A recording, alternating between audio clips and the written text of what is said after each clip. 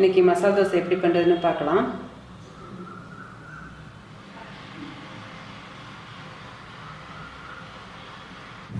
இப்போ தோசைக்கு முதல்ல அரிசி எடுக்க போகிறேன். 3 கப் எடுத்துக்கிறேன். மிக்சியில் அரைக்கிறதுனால நான் கொஞ்சமாக அதுக்கு தகுந்த மாதிரி எடுக்க போகிறேன். நீங்கள் எந்த கப் எடுத்தாலும் ஒரே கப்பில் அளந்துக்கோங்க. நீங்கள் இதோட அளவு கூட வேணாலும் எடுக்கலாம். ஆனால் உளுந்தும் அரிசியும் ஒரே கப்பில் அளந்து எடுத்துக்கோங்க. 3 கப் அரிசி போடுறேன். இட்லி அரிசி, பொன்னி அரிசியும் போடலாம்.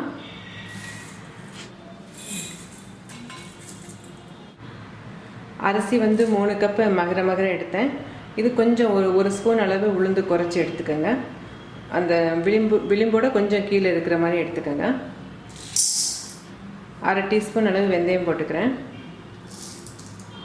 இப்போ இது ரெண்டையும் நல்லா அலசி ஊற போட்டுடலாம். 2 மணி நேரம் நல்லா ஊற வச்சு அப்புறம் அரைச்சிடுங்க. இப்போ வந்து 2 மணி நேரம் ஆயிடுச்சு, ஊறி இருக்கும். உளுந்த பருப்பு நல்லா ஊறிடுச்சு. இந்த தண்ணியை வந்து மீதம் இருக்க தண்ணியை வந்து ஊற்றிடக்கூடாது. இதே தண்ணியை வந்து அரைக்கிறதுக்கு எடுத்துக்கோங்க. ரொம்ப தண்ணி இருந்துச்சு அப்படின்னா அரிசி இருக்க தண்ணியை கூட கீழே ஊற்றிடலாம். ஆனால் உளுந்தில் இருக்க தண்ணி வந்து இருந்தால் தான் நல்லா புளிச்சு வரும். அதனால் உளுந்தில் இருக்க தண்ணி எல்லாத்தையும் யூஸ் பண்ணிடுங்க. உளுந்து வந்து மிக்சியில் அரைக்கும்போது சீக்கிரம் 30 செகண்டில் அரைப்பட்டுரும். அப்படியே அரைப்பட்டாலும் வந்து உடனே எடுத்துடாமல் ஒரு நிமிஷம் வரைக்கும் மிக்சியை நல்லா சுற்றிடுங்க. அப்போ தான் பொங்கி வரும். மாவு வந்து பொங்கி வந்து வெயிட்லெஸ்ஸாக வரும், ரொம்ப லேஸாக வரும். அப்போது தான் இட்லியோ தோசையோ நல்லாயிருக்கும். இட்லிக்கு ஆட்டுறதா இருந்தாலும் உளுந்து வந்து நிறைய நேரம் ஆட்டணும். இந்த தண்ணியை வந்து வேஸ்ட் பண்ணிடாமல் ஊற்றிடுங்க. பாருங்கள், 20 செகண்டில் மாவு நல்லா அரைச்சிருச்சு. ஆனால் வந்து மாவு லேசாக வரணும். அதனால் இன்னும் கொஞ்சம் அரைக்க போகிறேன். அப்போ தான் மாவு லேசாக வரும். கொஞ்சமாக தண்ணி சேர்த்துக்கிறேன். இப்போ பாருங்கள், மாவு வந்து நான் நல்லா 40 செகண்ட் 50 செகண்டு அரைச்சிட்டேன். மாவு நல்லா பொங்கி வந்துருச்சு. அதனால் அளவும் கூட தெரியுது. லேசாக வந்துருச்சு மாவு, வெயிட்லெஸ்ஸாக வந்துருச்சு. இப்போ இதை வந்து அப்படி ஒரு பாத்திரத்தில் எடுத்து வச்சுட்டு இப்போ அரிசி அரைக்கலாம். இந்த உளுந்து ஊற வச்ச தண்ணி கொஞ்சம் மீதம் இருக்குது, அதை ஊற்றிடுறேன். அரிசி ஊற வச்ச தண்ணி வந்து வேணும்னா எடுத்துக்கோங்க, வேணாட்டி இதை கீழே ஊற்றிடலாம்.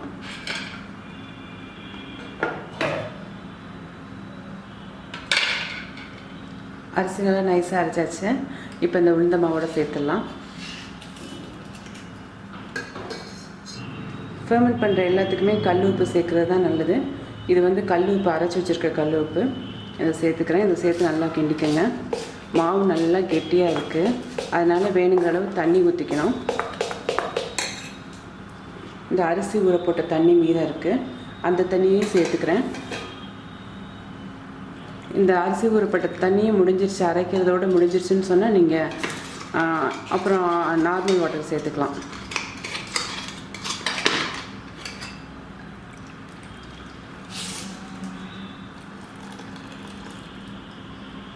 மாவு பார்த்திங்கன்னா இந்த பதத்தில் கரைச்சி வைங்க. ஸ்பூனில் எடுத்து ஊற்றுனீங்கன்னா அப்படி நல்லா வழியணும், அந்த மாதிரி எடுத்து வைங்க. இப்போ 8 மணி நேரத்துலேருந்து 12 மணி நேரம் வரை ரூம் டெம்பரேச்சரில் வச்சு வைங்க. அதுக்குள்ளே புளிச்சு வந்துடும். காலையில் வச்சிங்க, நைட்டு வச்சிங்கன்னா காலையில் எடுத்து யூஸ் பண்ணலாம். காலையில் வந்து 9 மணிக்குள்ளே வச்சிட்டிங்கன்னா நைட்டு 8 மணிக்கு எடுத்து யூஸ் பண்ணிக்கலாம். இப்போ ஒரு 8 மணி நேரம் இருக்கட்டும். இப்போ 3 உருளைக்கிழங்கு எடுத்திருக்கேன். இதை வந்து 4 சதத்துக்கு வேக போட்டுக்கலாம். 6 இல்லாட்டா 7 தோசைக்கு மசாலா தோசைக்கு வரும். 3 உருளைக்கிழங்கு. மிளகா பேஸ்ட் வேணும் அந்த தோசை மேலே தடவுறதுக்கு. அதுக்கு வந்து ஒரு 6 இல்லாட்டா 7 வெள்ளைப்பூடு எடுத்து கட் பண்ணி வச்சுக்கோங்க.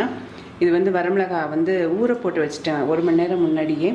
எதுக்காக ஊற போட்டு வச்சிட்டிங்கன்னா அந்த விதையெல்லாம் எடுத்துகிட்டு அரைச்சிங்கன்னா கலர் நல்லா வரும், அதே சமயம் காரம் குறைச்சிருக்கும். அதுக்காக ஊற போட்டு வச்சுருக்கேன். இப்போ வந்து ஊறின மிளகாயில் விதையை எடுத்துடலாம்.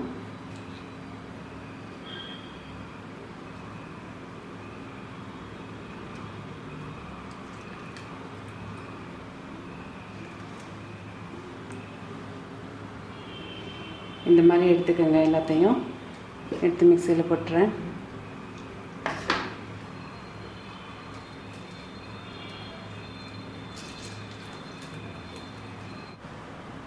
விதையெல்லாம் தனியாக எடுத்துட்டேன். வெள்ளைப்பூடையும் போட்டுக்கலாம்.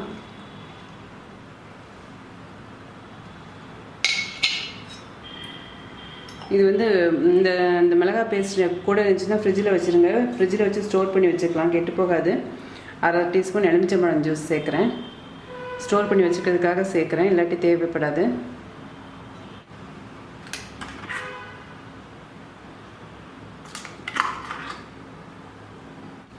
இப்போ மசாலா தோசைக்கு வந்து மசாலா பண்ணுறதுக்கு என்னென்ன வேணும்னு சொல்கிறேன்.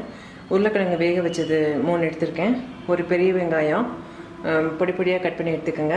இது மிளகாய் பேஸ்ட் எப்படி பண்ணுறதுன்னு உங்கள்கிட்ட சொன்னேன். இதில் வந்து ஒவ்வொரு தோசைக்கும் ஒரு 3/4 டீஸ்பூன் அளவு வேணும். மீதம் இருக்கிறத வந்து ஃப்ரிட்ஜில் வச்சு ஸ்டோர் பண்ணிக்கலாம். 2 பச்சை மிளகாய், கொஞ்சம் இஞ்சி, மல்லி கொஞ்சம், 1 ஸ்பூன் மல்லித்தூள், 1 ஸ்பூன் சாட் மசாலா. நீங்கள் சாட் மசாலா இல்லைன்னா ஆம்ச்சூர் பவுடர் எடுத்துக்கோங்க.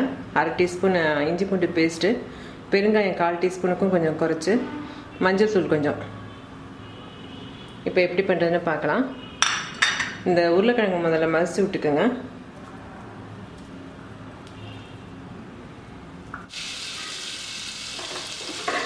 பச்சை மிளகாயும் இஞ்சியும் போட்டு வதக்கலாம்.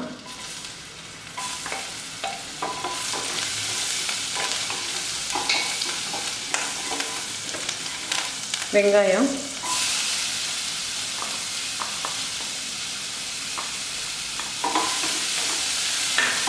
வெங்காயம் நல்லா சிவந்து வர வரைக்கும் வதக்கி விட்டுருங்க.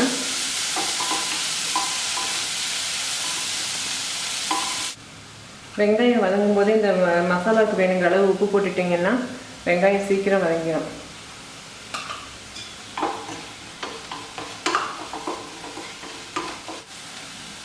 இப்போ வெங்காயம் நல்லா வதங்கிடுச்சு. இப்போ இந்த மசாலா தூள்லாம் போட்டுக்கலாம்.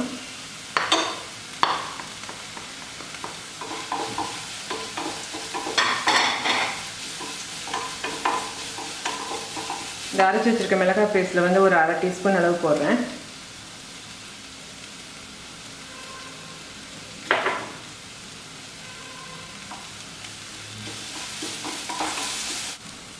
இப்போ மரிச்சு வச்சுருக்க உருளைக்கிழங்கு போட்டுக்கலாம்.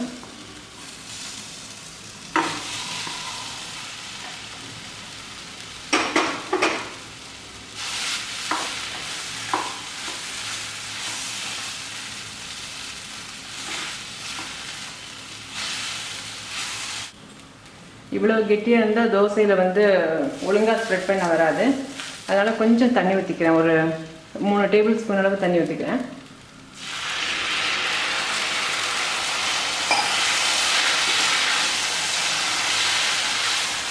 இப்போ கடைசியாக கரம் மசாலா தூள் 1/2 டீஸ்பூன் அளவு சேர்த்துக்கிறேன். அப்போ நான் கரம் மசாலா சேர்த்துட்டு நான் காமிக்கல, சேர்த்துருங்க கடைசியில்.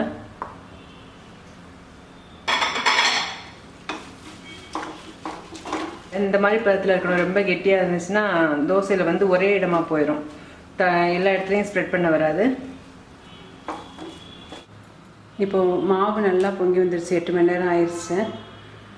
நல்லா அடியில் கொஞ்சமாக வச்சுருந்தேன், இப்போ நல்லா பொங்கி வந்துருச்சு.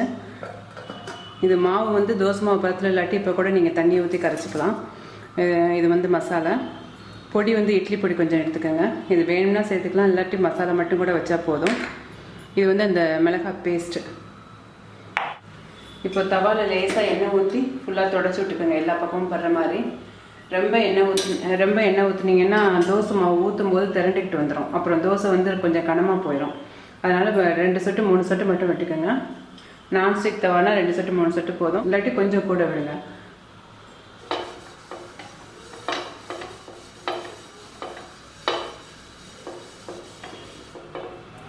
கரண்டி வந்து இந்த மாதிரி ஃப்ளாட்டாக சர்ஃபேஸ் இருக்க கரண்டி எடுத்துக்கோங்க.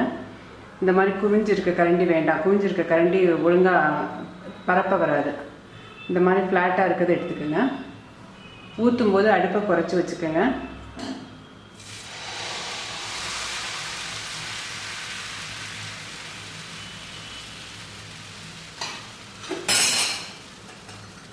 மேலாக கொஞ்சம் எண்ணெய் ஊற்றிக்கலாம்.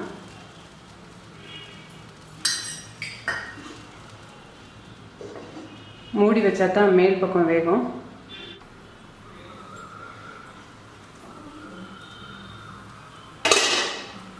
இப்போ மேலாக நெய் 1 ஸ்பூன், ஒரு 1/2 டீஸ்பூன் அளவு விட்டுக்கோங்க. நல்ல வாசமாக இருக்கும். அங்கங்கே வச்சுக்கோங்க.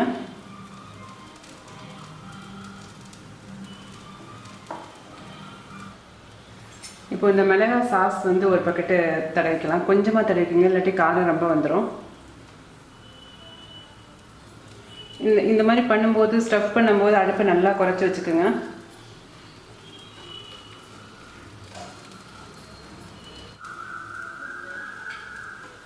இப்போ இட்லி பொடி கொஞ்சம் தூவுறேன்.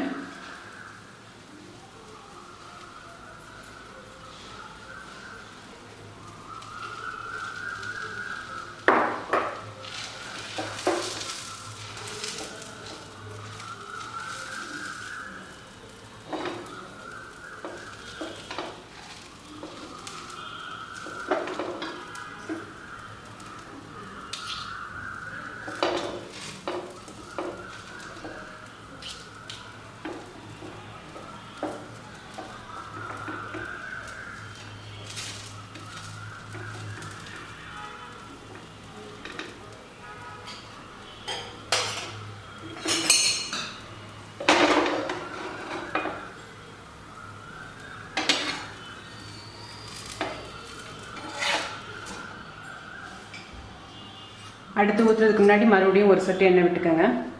எண்ணெய் விட்டு துணியை வச்சு தொடச்சிடுங்க.